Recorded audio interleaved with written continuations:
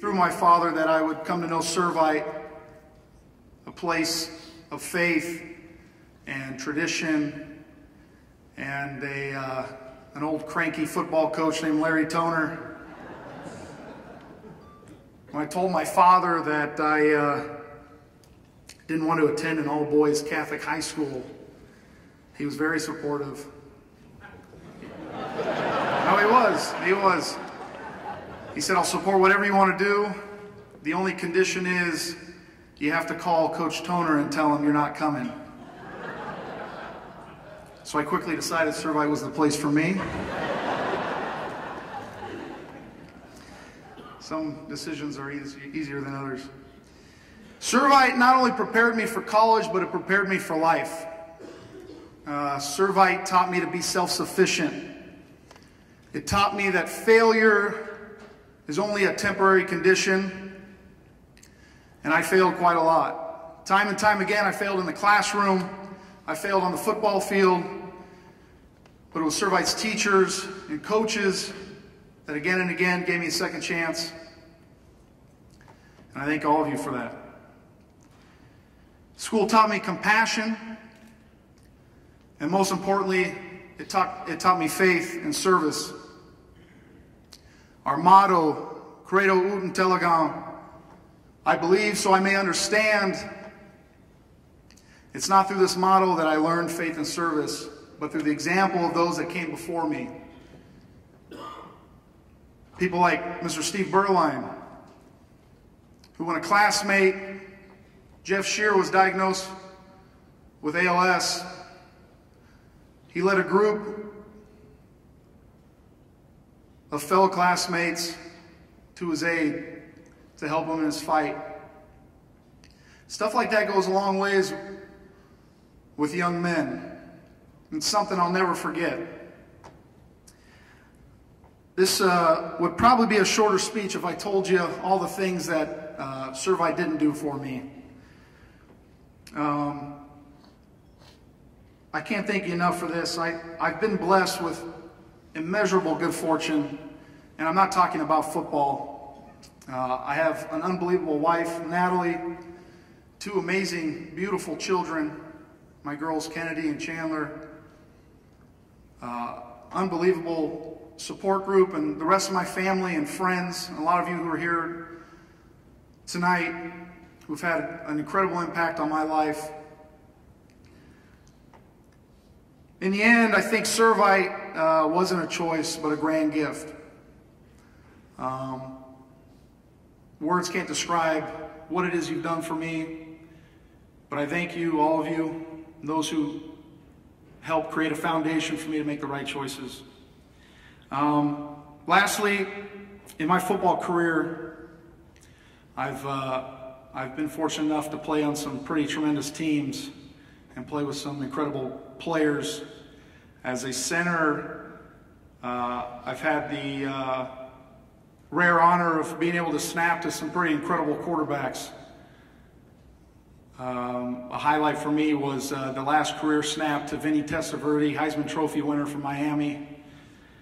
In fact, a lot of them were Heisman Trophy winners and are Heisman Trophy winners. One of them happened to be a Monarch, unfortunately.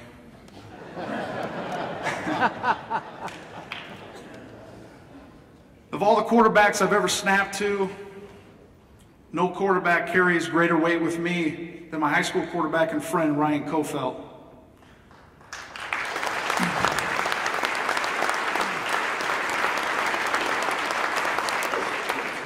My junior year, I played on a football team that was full of first-time starters, most of them my good buddies and friends, myself, Ryan included. It's funny when you look back on your career, the longer you play, the more plays and games kind of get mushed together and grouped together in your head. But there's one game in particular, especially my junior season, as I was kind of starting to discover my talents on the football field, and that was a game versus Edison High School. And it was right before the second half. I was playing against somebody who we didn't think was very good. At least Coach Zanik didn't think he was very good. I tried to convince him otherwise. But right before the half, this gentleman performed some kind of magical move. I rarely get beat, but he did. He beat me. And before I knew it, he turned himself into a human torpedo into the ribcage of Ryan Kofelt. And this struck a chord with me. I'd never given up a sack before, let alone see a close buddy in pain and hurt. Fortunately for us, we were able to go into the half, and I had to watch as my friend Ryan was being taped, and they were creating all kinds of concoctions to protect his ribs in the event that it would happen again. And I kept coming up to Ryan, and I kept saying, "I'm sorry, man, I'm so sorry. I can't believe I let that happen." And he tried his best to smile, but he was a little upset, you could tell. And I said, I can't believe I got you sacked, and I, hurt as well, and I'm so sorry, I'm so sorry. And at this point now he's getting annoyed with me. And he said quite simply, "Ryan, don't beat yourself up over it, I'll live." And I did, and that really helped me get over that, and we went on to play good football. And I've always known Ryan to be an incredible person. And that's a very, very, very small example of that. So it's no surprise to me, 12 years later, after being diagnosed with stage 4 brain cancer, and I call my friend, and I'm worried for him. And he simply replies, "Buddy, don't beat yourself up over it. I'll live." I know you will, friend. I know you will. And you don't have to do it alone. And that's what this place is all about. It's not about honoring me. It's about honoring the institution and what it stands for. The name Ryan is Gaelic for little king. So following in the footsteps of those that came before me, Steve Berline, I'd like to announce tonight the Little King Foundation. Little King Foundation will initially accommodate Mr. Kofelt, my good friend, and the staggering medical bills that he has from battling this cancer. My hope is that once Ryan defeats the cancer, him and I can use the Little King Foundation to help aid in other common interests of ours and support other foundations that we care about. I thank you so much.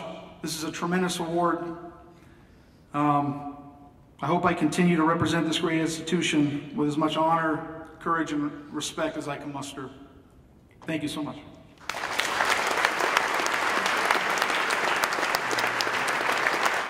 We are Servite. We are Servite. We are Servite. We are.